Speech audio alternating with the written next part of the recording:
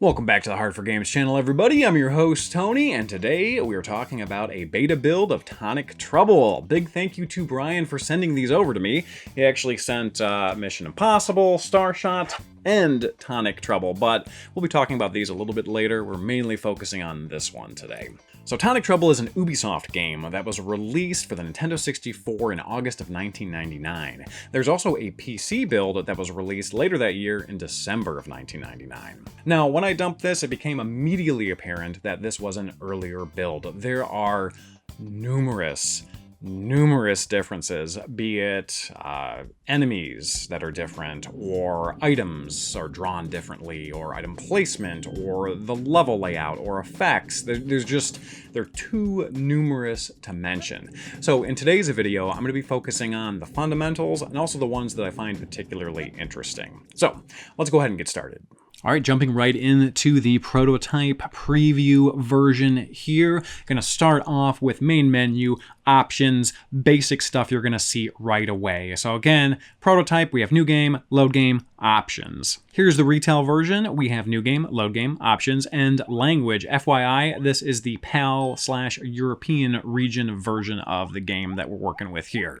Here in the prototype options, sound effects, music, stereo mono, and of course, exit. In the retail version, we have one more option. We have camera. Prototype new game screen here. Whereas in the retail new game screen, where you name Ed, it says press start to begin. A minor difference, but as you're going to begin to see, there are very many minor differences. First level here, you're going to immediately notice that, well, Ed has 3 lives and it says press R to start. This is going to be different in the retail version. You're going to have more lives and you're going to press A instead. I always thought this was a strange way to begin the game. Yeah, it's fun, but like you don't understand the mechanics and immediately you're just sliding everywhere.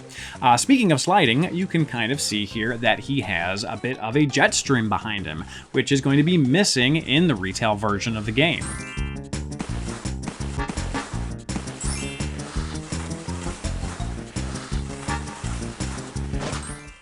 Notice here you begin with 6 lives, and it says press A to start. Wow! But yeah, no jet stream. Let's talk a little bit about the menu. Now, if you're not familiar with all of these items and this game, no worries, I'm going to show a side-by-side in just a second, but suffice to say, everything looks pretty different in the retail version. You also get a little bit of a transition going into this menu where you don't in the earlier build. So yeah, everything just sort of fades in and transitions in with the retail version. All of the items and collectibles are redrawn. Pretty different overall, and the retail pig does not wink at you, whereas the prototype pig winks at you, which makes him best pig. Some motion-based stuff. Take a look at Ed jumping in the prototype version. Here's the retail. There's a bit of a motion blur. Actually, there's a lot of bit of a motion blur right here. Here's the retail again, and you collected these antidotes. They're these spinning collectible doohickeys here, but they're totally redrawn and called something different in the prototype. They're just called bonuses.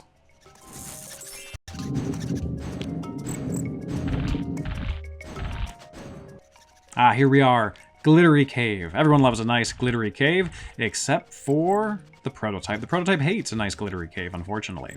But what are you gonna do? So yeah, you get the idea. Less effects, functionally. Also, notice this locked C button icon. The retail version of the game has this when you try to move the camera in an area where you cannot. It does not exist in the pre-release version. As you can see here, there's a bit of a free movement mode in the prototype. If you press down on the directional pad, the L button, and also the Z button simultaneously, you'll go into this mode. And you press the same 3 buttons to leave it. It's a little bit twitchy though. As you can see, I'm like trying to get positioned properly. And also Ed really easily dies if you land him in the wrong spot.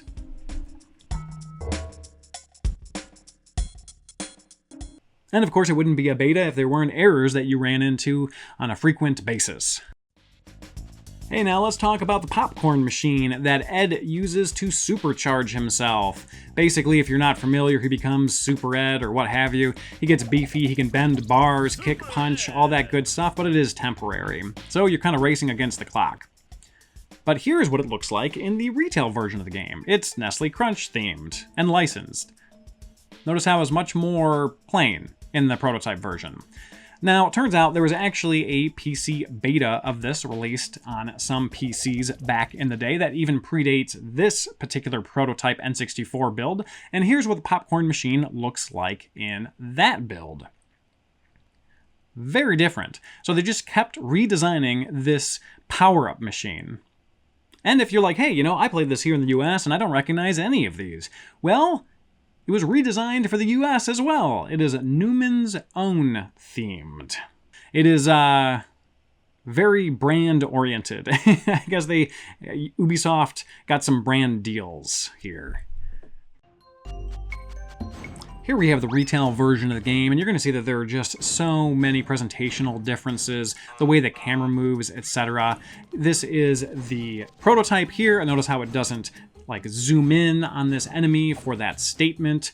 Here's the doc that you rescue from this cave. Notice how there's a portal behind him in the retail version, but that portal does not exist in the prototype version of the game. Again, there's a lot of fixins that just do not exist for whatever reason in the prototype version, either because they didn't want them there initially or because they just hadn't gotten to it yet.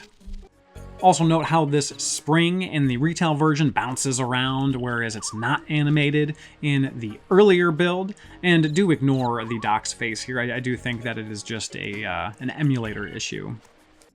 Now here's one of my favorite differences. It's when Ed dies, you get a slight difference in choice here. So of course there's still continue and quit. This is the retail version. You can choose continue, which is your girlfriend, or quit, which is the big bad boss Viking.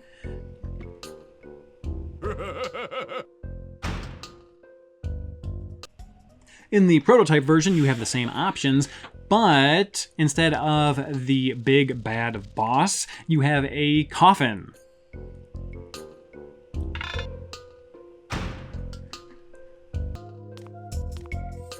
Here's what happens in both if you select continue. Basically the same thing, but the prototype version is a little bit more intense. It zooms in for the kisses, etc., etc. It's just a little bit more in your face.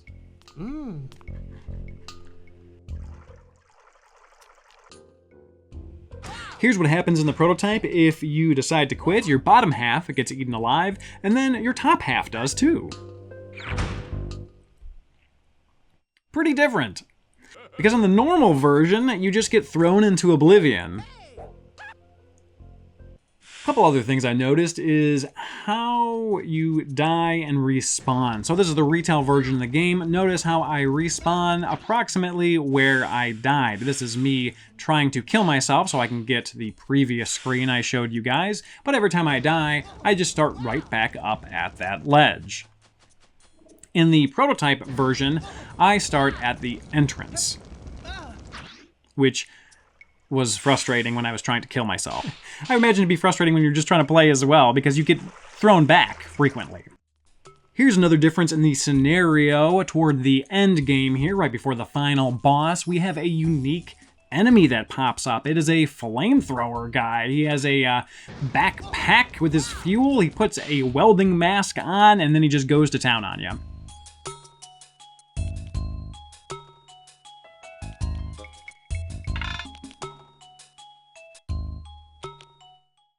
Now, this is a good one here. If you change the value to 3 of this particular address while you are on the start screen / new game menu, you go into a debug level select menu.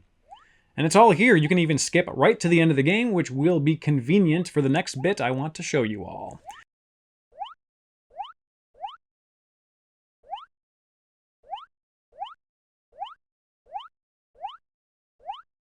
All right, here we go. It's the end. This is the retail end screen, but we have a placeholder and sort of mock-up sketch of what we just saw in the prototype. So it's kind of neat. You can see the progress here.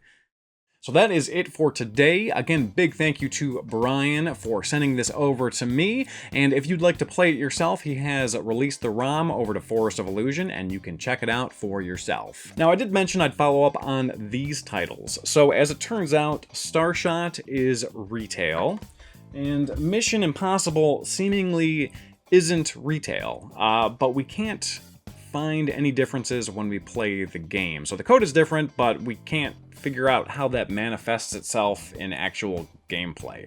So we're not 100% sure about this one. It's still being worked on. The owner's going to go ahead and release it, and you guys can determine for yourselves if there are any differences. Also want to give a big thank you and shout out to RibShark. He is a speedrunner, a Tonic Trouble speedrunner, which I didn't think existed, but apparently they do. But RibShark was particularly helpful because he was able to go through the entirety of the game multiple times and catalog all of the differences in a Google Doc that we're working on. That's going to be the basis for an updated The Cutting Room Floor page. So thank you, thank you, thank you. And aside from that, I do want to thank all of you for watching. Make sure to subscribe, hit that notification bell if you're interested in more videos like this, and we will see you all next time.